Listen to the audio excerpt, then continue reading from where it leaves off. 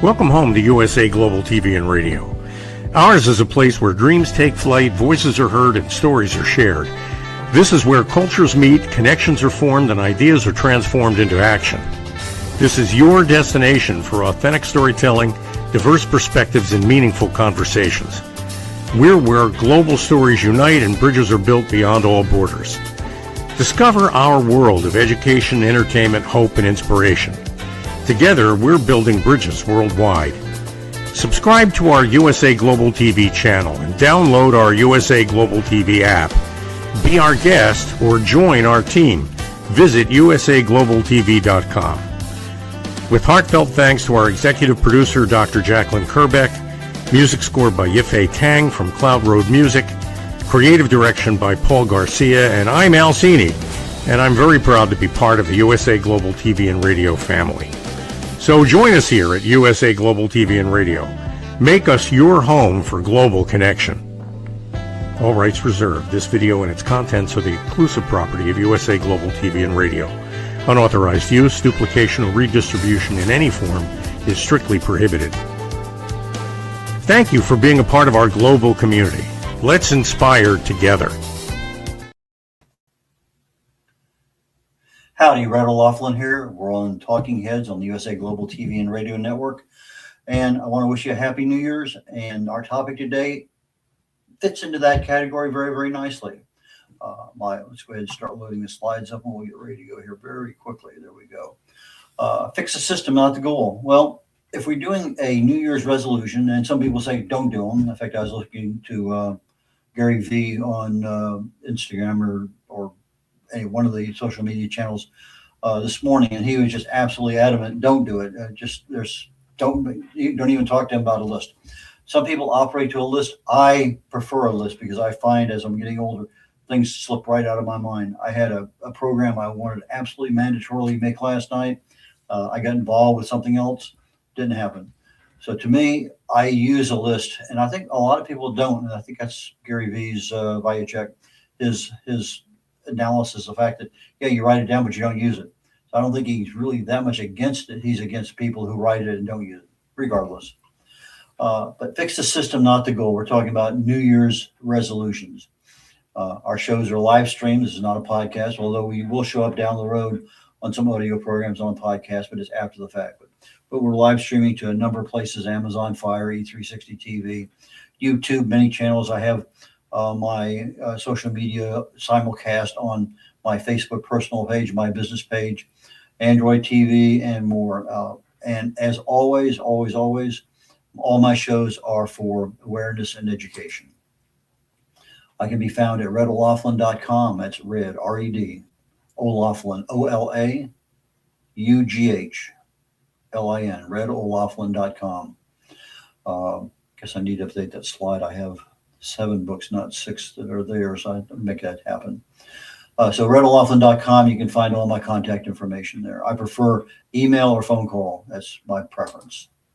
All of these programs that you're watching today, you can watch live on YouTube on 2 different channels, Global TV, USA Global TV and Radio, or Dr. Jacalyn and Kerbeck. The archive ones are there also. I really and truly am focused from a research perspective on the root cause of a problem. If you're treating symptoms, that's fine. It may make you feel better, look better, but it doesn't fix the problem. So I look at chemically, biologically, what's going on at the cellular level in the body. And I try my best to translate that into English and a language that people can actually take to their doctors or be able to incorporate and make decisions that people can act on. I look at both ends of the spectrum, what helps you and what makes things worse. If you watched my show last week and we're talking about lifestyle choices, these lifestyle choices will improve your age, will improve your health. But if you don't make them properly, these are not the worst case scenarios, but certainly down the road to worst case scenarios. So I'll look at both ends of the spectrum. And I like to consider myself nowadays a decision support manual writer for aging humans. Other than that, some background on me. I'm a researcher, never been in the medical or pharmaceutical fields. Chemistry, my first degree, fell in love with it. Got a total of 5 academic degrees, a bunch of professional certifications. And during my civilian life, I worked primarily in quality engineering, reliability engineering, and logistics engineering. Retired Navy captain, flew for 16 years, 31 total years, been to a bunch of countries, got invitation to Bosnia and Vietnam while I was in the military. Why is cause and effect relationships important? Because you're treating the cause and you may actually fix the problem. But if you don't treat the cause and the symptoms are there, you're treating them, the cause could get worse. That's something that's really a risk. Been married 57 years, couple kids, 3 grandkids, and we had our great grandson over last weekend. He'll be 2 here in about 2 weeks. Best-selling author of 7 books, independent publisher, about 50 books for other authors. Distinguished Toastmaster, writer. I've written over 1,000 original content articles on LinkedIn. I probably just need to say I'm number 3 host this year on the USA Global TV and Radio Network, and update that slide. I'll do that. Okay, I have a couple of books that I wrote. No Matter What You Can Do It is based on Dr. Maxwell Maltz's Psychocybernetics. Talks about the subconscious mind. How do we really talk to ourselves in order to make things happen? But I also wrote a book on failures, and I incorporated some advanced aspects in there that aren't typically found in other failure books. One of my responsibilities as a reliability engineer was failure modes and effects analysis. How can something fail?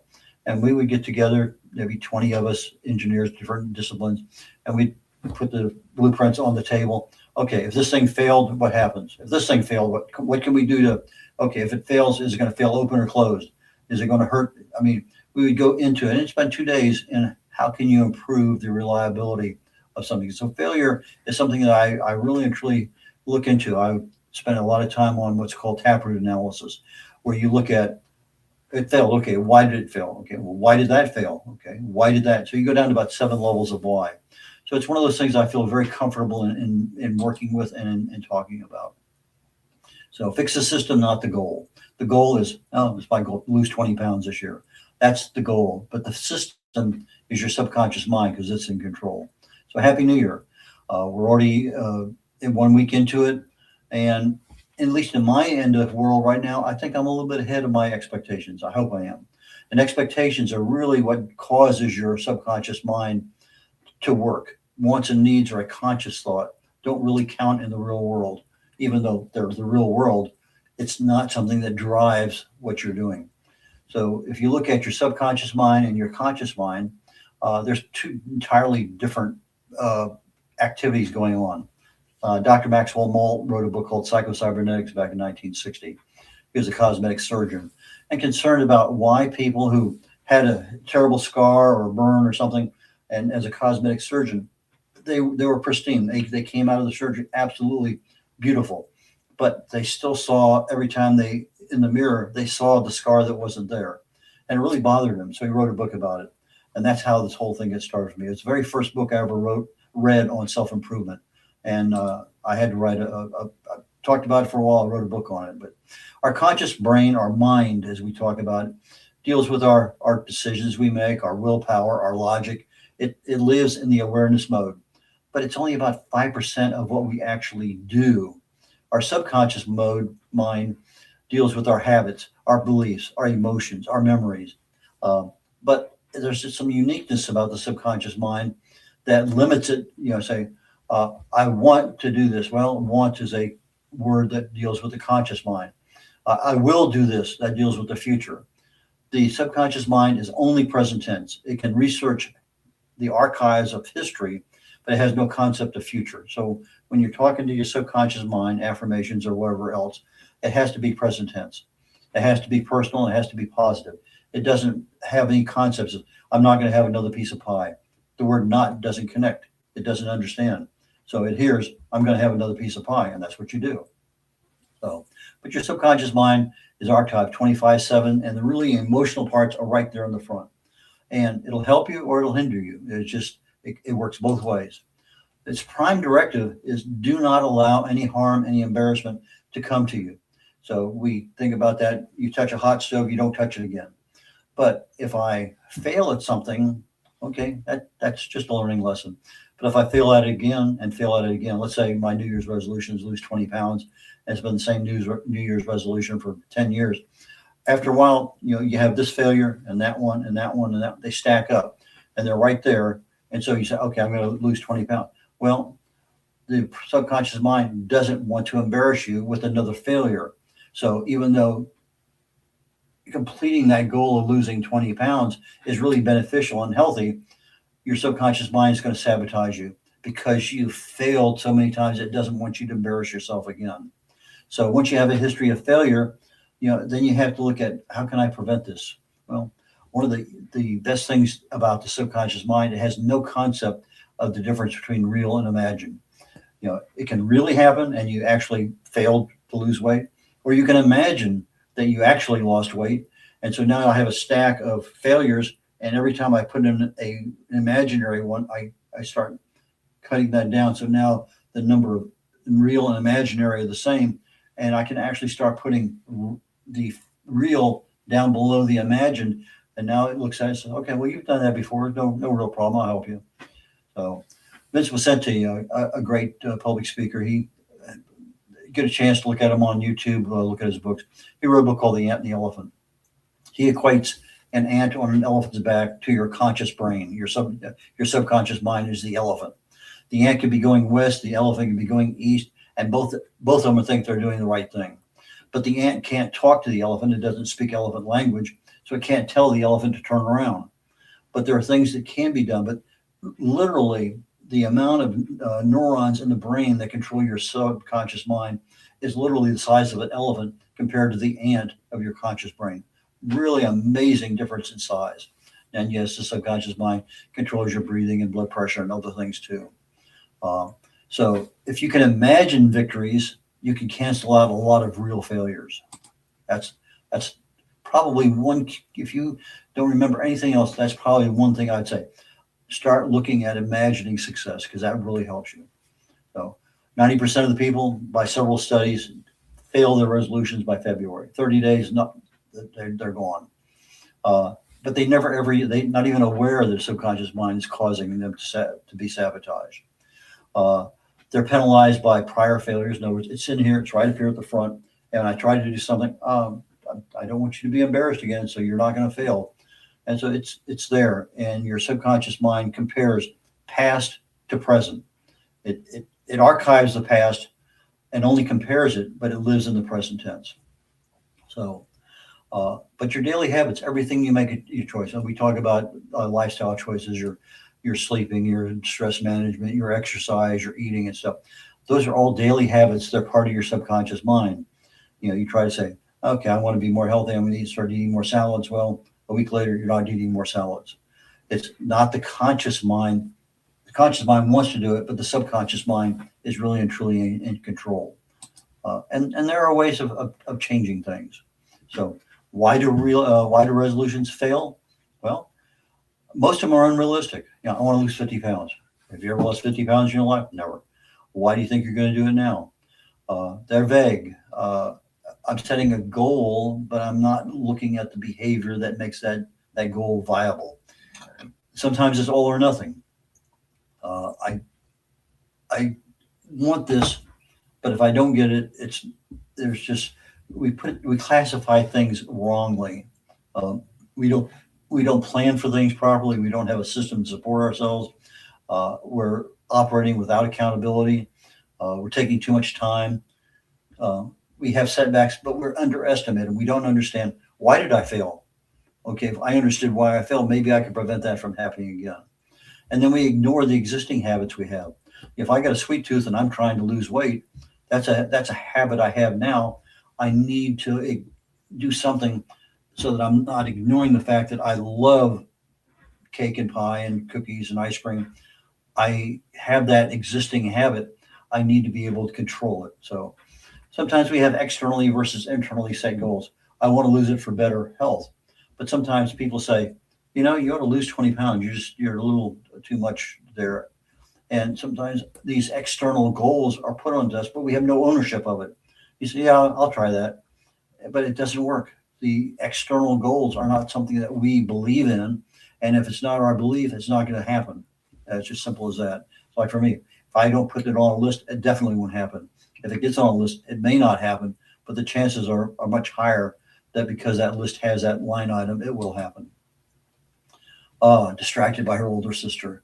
I love the Lovin' Spoonfuls back in the 60s. They had a song, did you ever put out? Yeah, I'll think of it in a second.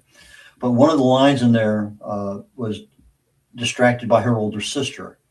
And so when I look at the distractions I have in life, it's something I've been doing for years. And I'll tell my wife, oh, I got distracted by her older sister. Well, that was a line in Don't You Ever Have to Make Up Your Mind. Pick up on one, leave the others behind. Anyway, from a copyright perspective, really can't get into lyrics of other songs, but I can concentrate on a specific lyric and use it as an example. And that's within the copyright world. So I use the term got distracted by her older sister because life gets in the way, things happen. And that distraction, if I recognize it as a distraction, maybe next time I can avoid that distraction, which is really key. What distracted us? What was a trigger? What was a cue that set us off in a different channel? That all of a sudden we're no longer focused on what we need to be doing. So when life gets in the way, we end up with fatigue,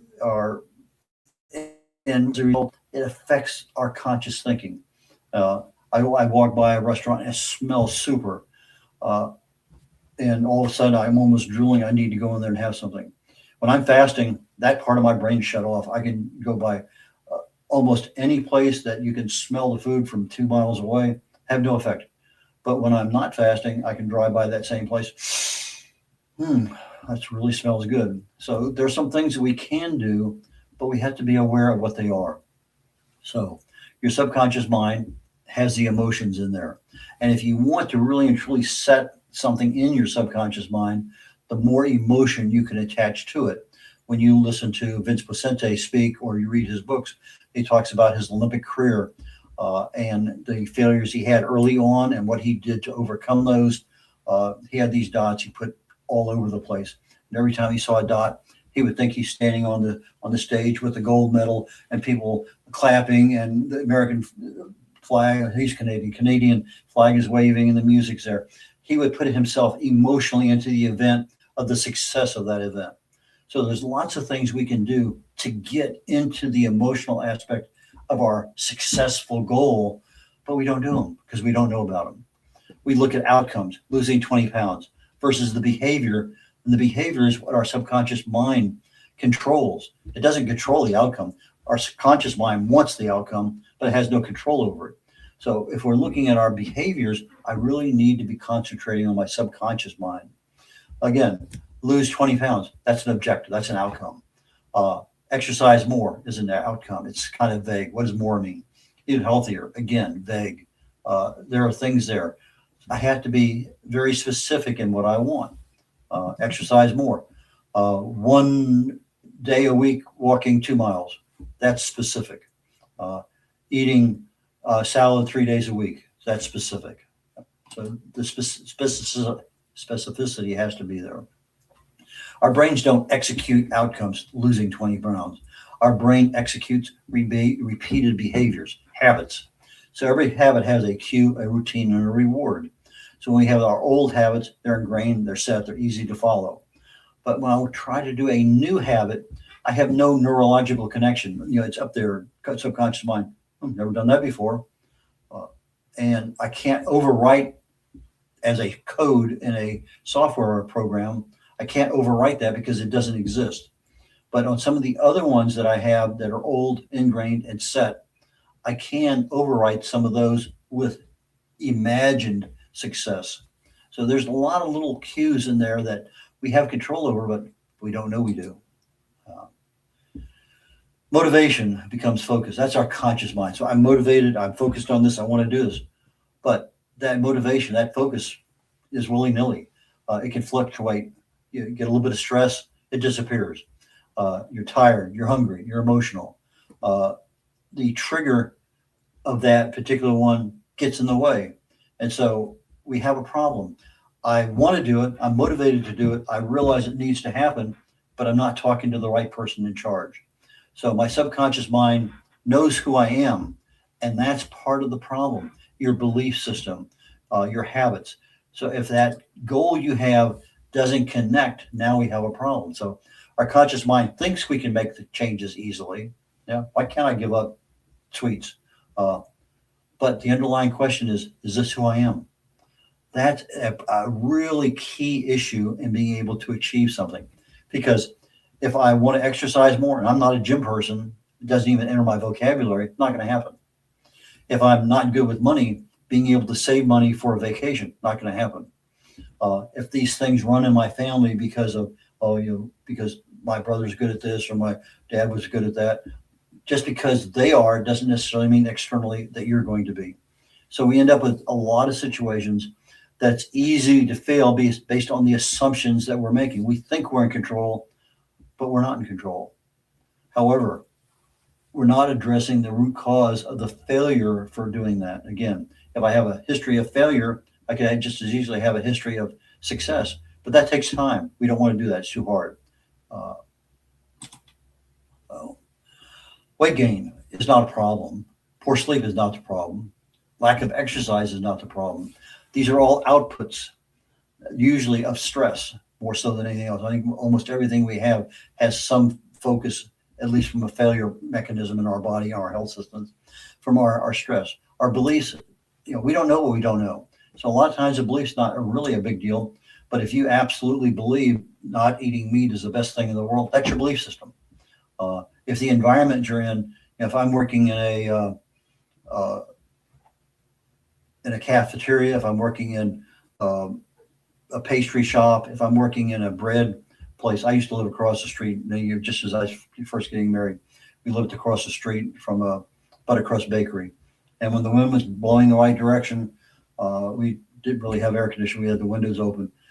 The buttercrust bakery is almost, you're sitting there drooling because that bread just smelled so good, almost unbelievably good. So sometimes we look at the environment we're in. So if I have a stress issue, I should be able to handle it with stress management. If it's a belief issue, maybe I need better education, certainly awareness. Environmental things, maybe I just live in a very toxic environment at home, at work, going through traffic, going to work. A lot of social norms out there. One of the big social norms now is I pick this thing up and I'm like this almost 24/7 because this is driving what's going on. You sit there at dinner, 4 people at a table, all of them have this up to their face. That's becoming a social norm. Emotional regulation patterns. In other words, our emotions, how are they regulated? Are we looking at the same thing? I spent a lot of time walking the Camino de Santiago about 10 years ago. And my big thing then was let it go. That was my let it go tour. No matter what happens, let it go. Okay. So if you can start changing your mindset, things do change in your life. So let's start with your identity.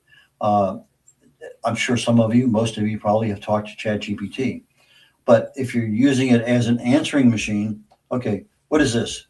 What year did Christopher Columbus discover America? 1492. It's an answer machine, but that's not what you want out of ChatGPT. We'll talk a little bit more about that here in just a second. So if I want to lose weight, is that who I am? Or do I want a healthy weight, which is really what I want, but it's something that I haven't failed at before. So I lose weight, I may have failed a dozen times, but if I want to achieve a healthy weight, that puts a little bit of complexity into the subconscious mind because it doesn't have something to compare it to. So automatically, if you change losing inches, which you may not have ever had before, to losing weight, which you failed at, there are certain ways you can juxtapose what you want, changing the words, reframing it so that you get what you want as an end result, but your behaviors are probably more adaptable to doing that. I want to eat better. Well, maybe I just want to protect my health better. I'm getting old enough now that it becomes a major issue. What am I eating? Because there's a lot of things in there that can harm me. So I want to remove the cues that trigger bad habits.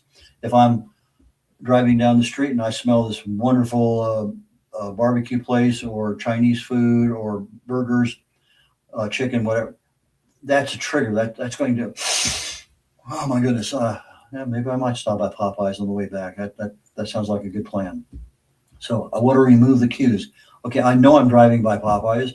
I would love to have one today, but that's not part of my schedule today. I have other things that are more important. So I'm I'm rationalizing, yes, but I'm also trying to remove that cue or the trigger that's going to possibly get me in trouble. So emotional stress. I think our emotions, our stress are the things that are really the leading causes of why we are failing. So if I look at, let's assume for a minute that emotional stress is 90% of the problem. Well, why don't we manage it better? Go on YouTube, look at stress management. Go on YouTube, look at what are the things that there's just so much education available there that I'm flabbergasted. In fact, I'm finding literally more information available on Instagram than I've ever seen in my life in the last 6 months. And maybe it's just a mere fact that I'm starting to select different things, but we have the ability to manage stress. We have the ability to manage our emotions. If we can get that, let's say even 50% control, then that 90% failure rate becomes a 50% failure rate because we're not allowing the root cause to take over and fail for us. Anxiety, loneliness, boredom, sadness, overwhelmed by triggers. These are the triggers that set us going down a path we don't want to go. So if I'm a little anxious for this thing, things just haven't been working out, lots of things are triggers. So let's analyze, why did you fail? Well, I was bored. I was overwhelmed. What are the triggers so that you can at least have beginning of a failure analysis as to why all of a sudden I had a second piece of pie. I shouldn't even have the first one, but I had the second. Why? Comfort food. There's so many reasons. But start analyzing, why did you fail? Even if it's just that one meal, one snack, one drink, whatever it is. If you're giving up alcohol, why did you have 3 beers? Okay. Well, could you have stopped at 2? Well, maybe I could have. But why did you have the first one? Well, I was bored. I was lonely, whatever. So look at the triggers. Sometimes the location. If you're on the couch and you're watching TV, there's no reason to exercise. If you're in a coffee shop and you smell everything, food smells great, pastry shop, they look amazing. I mean, I was in France and the pastries looked and tasted great. Not as good as the German pastries. The German pastries absolutely looked outstanding, but they had no taste to them. No, they look good, but they were very disappointing. But I go across over to France. It doesn't matter what it is; it's good. Of course, they believe in sugar and butter and everything else. Sometimes a time is a trigger. 5 p.m. time to head to the bar. It's lunchtime. Let's go out and get something to eat. There are many triggers out there. So, is it the time of the day? Is it the location? Other people can be triggers. You're with a group of people, let's stop by and have some Mexican food on the way home. Okay, let's stop by and do that. We get caught up into the habits that we have with people. So people, time, location, emotional condition, all of those things. And sometimes it's even something as simple as, okay, I ate a meal, I finished the meal. Now my brain says time for dessert. Well, maybe it's not time for dessert. Maybe the meal is sufficient. Wait 20 minutes and see if you still need dessert. Because all of a sudden, when you really process everything, I'm processing things ahead of time because of the preceding action that happened. So that's one of those things that you can do. I've changed over years ago, literally many years ago, to having a salad plate for my primary plate. Because when I have a big plate, I fill it up. When I have a small plate, I fill it up. So portion control, it's super easy to do. Don't go back for seconds. How many rabbit holes have you gone down today, and how much time have you wasted? I mean, this thing here, let me get that in front of my face. That is a major rabbit hole introductory system. It's too many things can happen. Oh, they look so good. I didn't know that. Oh, and sometimes they're so negative they just get you worked up. Now you get some more emotions involved in that. So we end up becoming addicted to devices. I know my addiction as a kid and still today to some degree was TV. TV was on, I'd sit down and watch it. I've had a TV since the early 50s in my house. I know I'm addicted to TV. I have to work around it.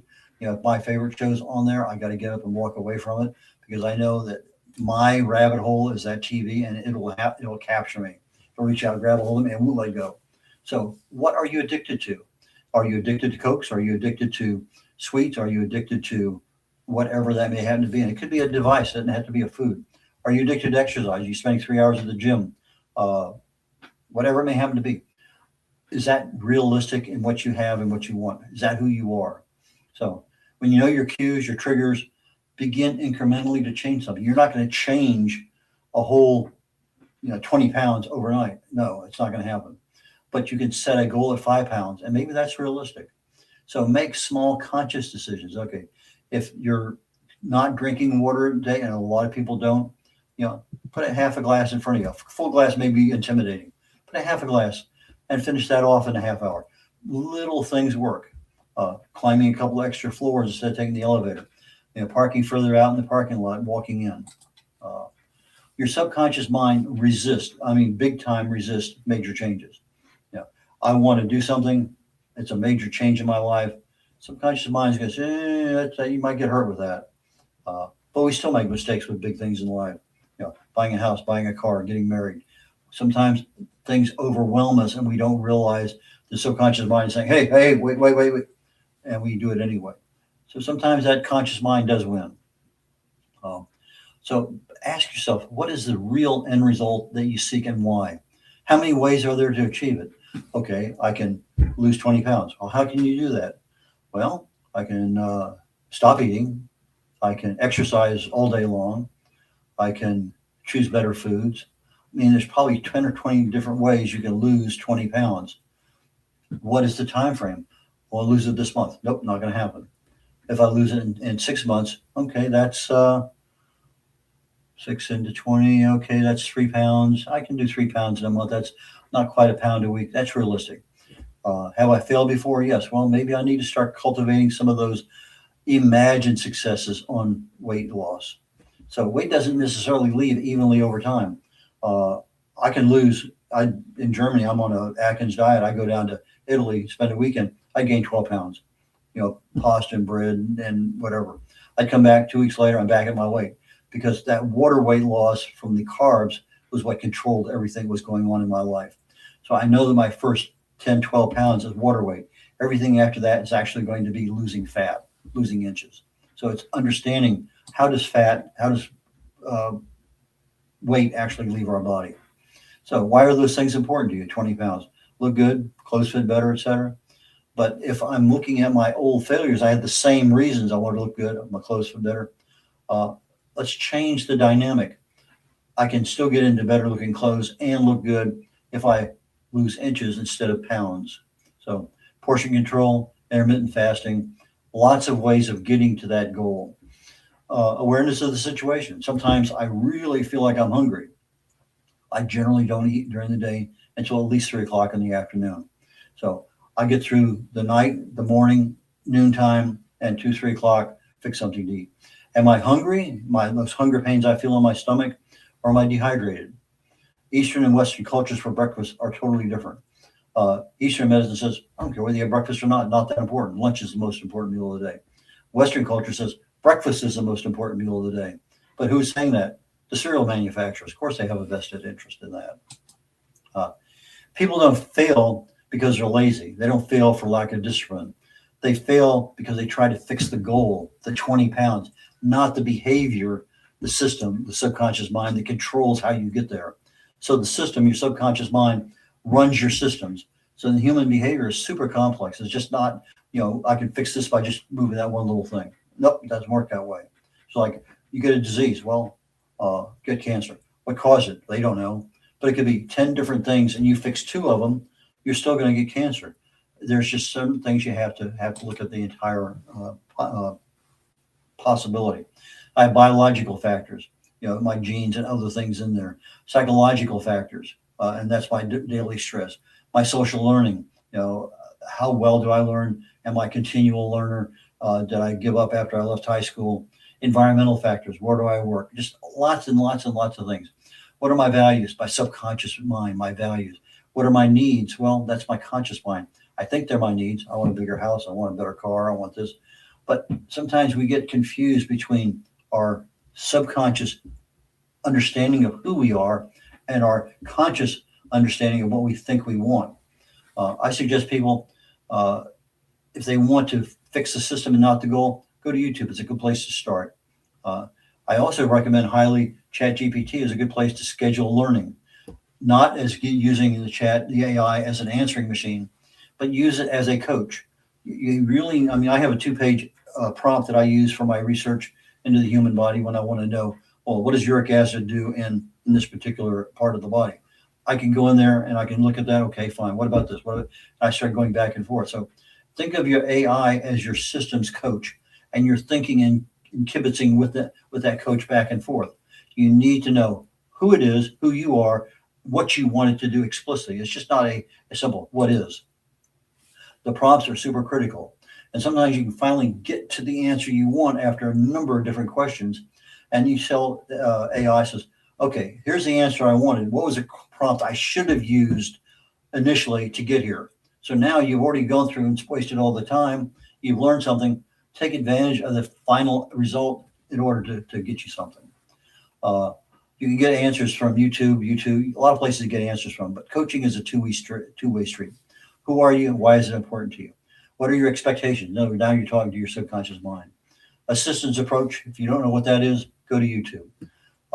And like everything else in life, particularly as you get older, we're getting smarter because we have wisdom, but we're not necessarily applying some of that wisdom the way we should.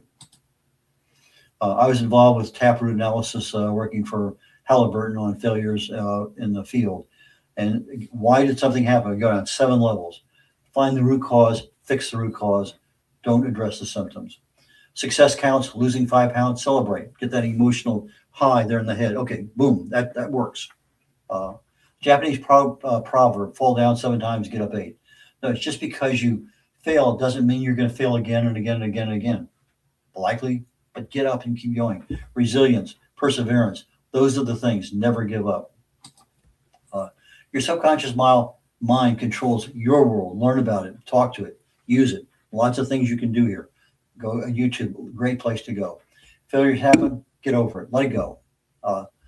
If it's not important, it won't happen. You have to have, if losing weight is not that you think it's important, but if it's really not important deep down in your belief system, it won't happen. So you got to make sure you have a good belief system. Stay the course, even when you're on the shoulder of the road and you're going back and forth and the rocks are flying up and things just don't seem right.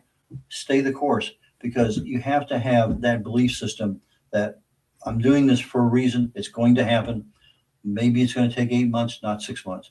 But if you start seeing little successes along the way, those are the things you celebrate, because that attaches emotion. That emotion goes into the subconscious mind. It's filed there. And now as you start doing additional things, the subconscious mind, okay, that was a success. I can work with that again. I can make that happen again. So those are the things that you need to be doing in order to talk to your subconscious mind. I showed 2 books at the very beginning of my show. No matter what, you can do it. That really addresses the subconscious mind. Or you can buy Dr. Maxwell Maltz's Psycho-Cybernetics. And then I have my failure modes, my failure book. That is, again, it tells you how you can go in and look at failures and how you can fix them. So that might be of some value to some people. Getting toward the end of the show here. Again, Happy New Year to those people. If you have New Year's goals, I applaud you. I wish you the best in getting. I hope today's talk gives you some level of, yeah, I think I can do this. Never thought about that before. Maybe that's of value. So look at what you can do it incrementally, celebrate the successes along the way. And those are the things that will start happening down the road, because they're new habits. They start becoming ingrained in the brain over and over and over again. And now all of a sudden, it's easy to do. Whereas for the last 20 years, I couldn't do that. Anyway, I'm going to leave you all there. I wish you the absolute best. I have no idea what I'm talking about next week. Not important. It happens all the time. One of those habits that I got into, I need to get out of. But I'm going to work on it. So, Red O'Laughlin signing off on Talking Heads on the USA Global TV and Radio Network. Take care, y'all. Bye now.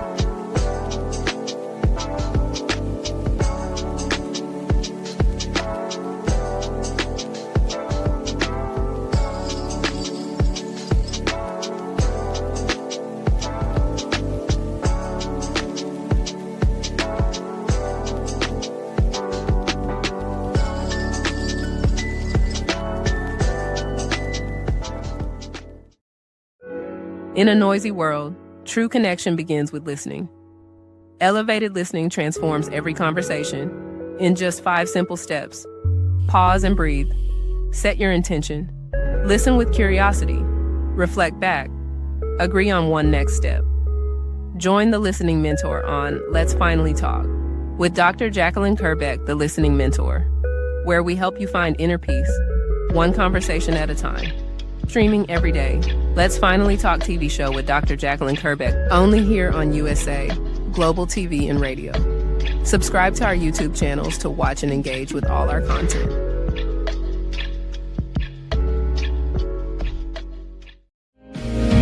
Listen, babe, now, listen, babe, now.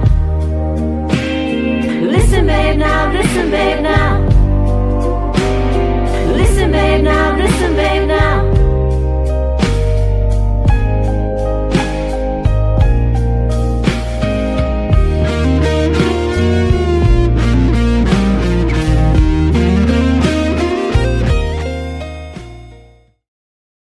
Thank you, viewers and listeners of USA Global TV and Radio, for joining us today. We're honoured to have your time and attention as part of our global community. At USA Global TV and Radio, we believe in the power of authentic conversations, meaningful connections, and creating a world of possibilities together. Want to be part of something bigger? Join our team of elevated listeners at usaglobaltv.com, a space where your voice matters and your ability to listen transforms relationships. Stay connected with us across all our platforms for thought-provoking discussions, expert insights, and empowering stories. Subscribe to our channels at youtube.com/c/USA-Global-TV. Follow us on social media and explore the endless opportunities we're creating for growth, learning, and inspiration. Together, we're not just broadcasting, we're building bridges and changing lives one conversation at a time.